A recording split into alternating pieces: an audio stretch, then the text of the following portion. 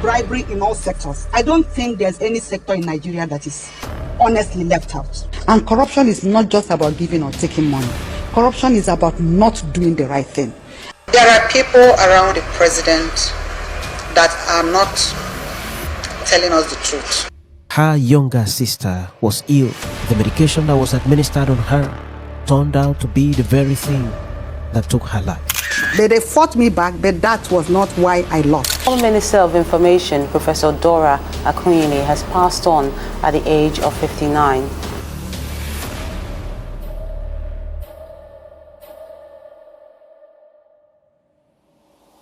Power in Nigeria today often means corruption, silence, and watching things go wrong without saying a word. But there was a woman who stood out because of what she chose to fight for. Her name was Professor Dora Akunyele, and by the time she passed away in 2014, her name had become more than just a symbol of honesty. It had become a reminder of what Nigeria could be, what it failed to protect. If you were in Nigeria in the early 2000s, the name Dora was not just popular, it carried weight. You didn't need anyone to explain who she was. Her face was everywhere. Her work made noise. She didn't shout on TV or post things to get attention. There wasn't a time where she joined any political party in order to fight her battles. She didn't pay influencers or buy headlines. She simply did her job with courage. But while the public praised her strength and the world gave her awards, many people don't know what she was going through behind the scenes. In fact, the system that should have protected her acted like it didn't say. Some government officials stayed silent, while some even worked against her. But after all the noise and celebration, something strange happened. Dora began to disappear from the public eye. She stopped showing up at events, she stopped speaking publicly, and people began to wonder, was she poisoned? Was she forced to stay quiet? Why did someone so strong suddenly grow too weak? Why did a woman who faced killers in Nigeria end up the way she did? This story is not here to paint Dora like a saint, and it will make her story sweeter than it was. It will tell the truth. It will reveal the moments of courage, the betrayals, and the silence. It asks the hardest question that people are afraid to ask back then. And by the end of the story, it won't just be about her death that will stay on your mind. It will be about the country she gave everything for, and how that country watched her fade away. We will look at where it all started, what she fought for, and for those who stood against her. And in the end, what really killed her. Because sometimes, the real story is not just about the person who died, but the country that let it happen. To write on, don't forget to like and subscribe. Dora Akunyele was born on July 14th, 1954, in Makurdi, Benue State, Nigeria. She hailed from Agulu in Anambra State and was one of Nigeria's most respected public servants. She trained as a pharmacist and later became professor of pharmacology. But her name became nationally and internationally recognized during her tenure as Director General of National Agency for Food and Drug Administration and Control, which is NAFDAC, from 2001 to 2008. Before NAFDAC, Akunyele worked at the University of Nigeria, Nsukka, where she lectured in pharmacology. She also worked with the Petroleum Trust Fund under General Muhammadu Buhari, where her reputation for integrity first noticed on a national scale. In 2001, she was appointed to lead NAFDAC by President Olusegun Obasanjo, and that appointment would change her life, including the direction of the fight against fake drugs in Nigeria. Talking of the wars, when Dora Akunyele assumed leadership of NAFDAC in April 2001, she was stepping into a position that had little public trust. At that time, Nigeria's pharmaceutical market was debt-strapped. Studies from the late 1990s showed that up to 70% of drugs in circulation in Nigeria were fake or substandard. According to the World Health Organization, WHO, many Nigerians died not because there were no medicines, but because the drugs they took were fraudulent, expired, or filled with harmful substances. Dora came into office with one goal: to destroy the counterfeit drug empire. It was not a policy decision for her, it was personal. Research shows that her younger sister had died in 1988 after receiving fake insulin during childbirth, and that loss became the fuel of the whole thing.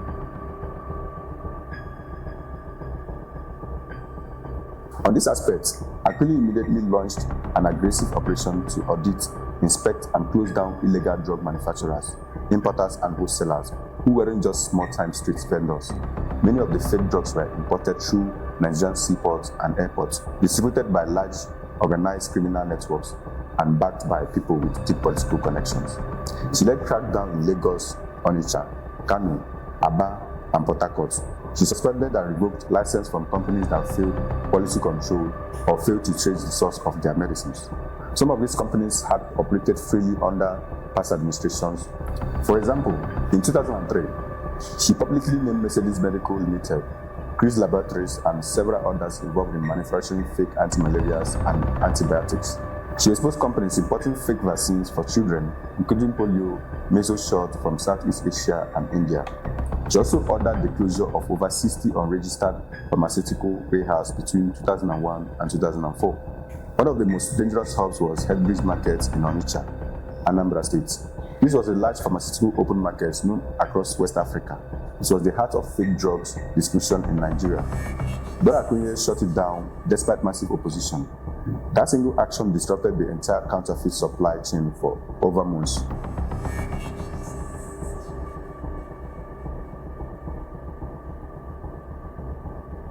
On this aspect, between 2001 and 2006, Dora's NAFDAC team seized and destroyed counterfeit drugs estimated to be worth over 30 billion. That's about $200 million at that time.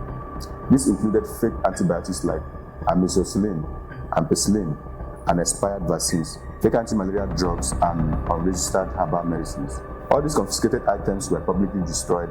They introduced mass burning of fake drugs to show transparency and create national awareness. One of the most publicized destruction events happened in 2003, where she supervised the incineration of over 2.2 billion worth of fake drugs in Lagos. In 2004 alone, NAFDAC shut down over 30 fake drug factories. She then proceeded to introduce product identification systems, including holograms and scratch codes, to help buyers verify genuine products. The thing here is, before Dora's time, no one dared to confront the counterfeit drug empire publicly. Most officials accepted bribes to stay quiet, and media outlets avoided naming names for fear of legal actions or violence. At this point, she used print media, radio, television to name companies, individuals, and distributors involved in fake drugs trafficking.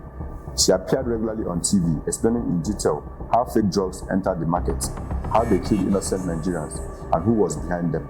This particular strategy made her enemies in powerful places. Some of the exposed companies were owned by influential businessmen with ties to politicians, custom officials, and even security agencies. But she did not stop. She believed that naming and shaming was the only way to break the culture of impunity, but this almost cost her her life. On December 26, 2003, Dora Akunyele was traveling in her official vehicle when gunmen ambushed her convoy in Agolo, her hometown in Anambra State. She was returning from the event when her car came under heavy fire. Bullets hit her car windshield and side windows. A bullet tore through her headscarf, narrowly missing her skull. Her driver was also targeted. The attack was clearly intended to kill her, according to her personal account and media reports at that time. The police investigation never identified any attacker. No one was arrested, no trial ever took place, but the message was clear. Her enemies wanted her dead. Rather than stepping back, Dora publicly addressed the attack. She said it would only strengthen her resolve, and it did. And in months later, she intensified the inspection, issued more bans, and tightened drug import regulations.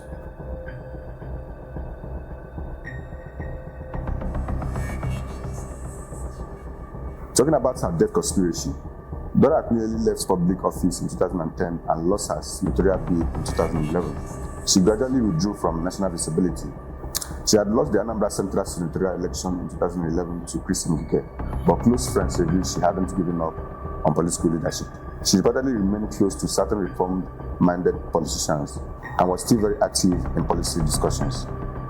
By 2013, after years of quiet abstinence, Dora was beginning to reappear in Nigeria's public space. Despite the drastic weight loss and visible signs of illness, she was beginning to draw public attention again. Her speech at the national conference in March 2014 was a clear signal that she was still active, interested in public affairs, and possibly planning a return to national leadership. Her voice was very weak, but her message was very strong. Also, during this time, Nigeria was entering a new wave of political tension. Heading into 2015 general election, corruption was a major issue, and the old political elites were beginning to reposition themselves. A voice like Dora's, which was respected by both people and the international community, could disrupt the balance. Her potential return was a threat to those who thrived in corruption system. Then, suddenly on June 7, 2014, Dora Akunyele died at the age of 59, just 1 year before 2015 election, just months after reappearing on national stage. Talking about who killed her and how come, even though Dora Akunyele's death was officially attributed to cancer, many Nigerians believe her death was too convenient to be purely natural. The silence around the illness and the timing of her return to the public eye, and the way the media and government handled the final months raise serious questions. Here are 4 possible explanations and theories that people have continued to discuss with non-proven or non-thoroughly debunked either. Dora Akunyele was not just an ordinary public servant. She dismantled billion-naira fake drug networks, exposed corruption, and survived an attempted assassination in 2003. She was hated by powerful people. By 2012, she became seriously ill. The official cause was endometrial uterine cancer, but some Nigerians believe that the illness may have been deliberately induced. Medical experts have confirmed that certain cancers can be triggered or accelerated by exposure to chemical toxins. This includes heavy metal, radiation, persistent poisoning using substances that damage DNA and weaken the immune system. The question many ask is, was Dora slowly poisoned by people who wanted her out of the way?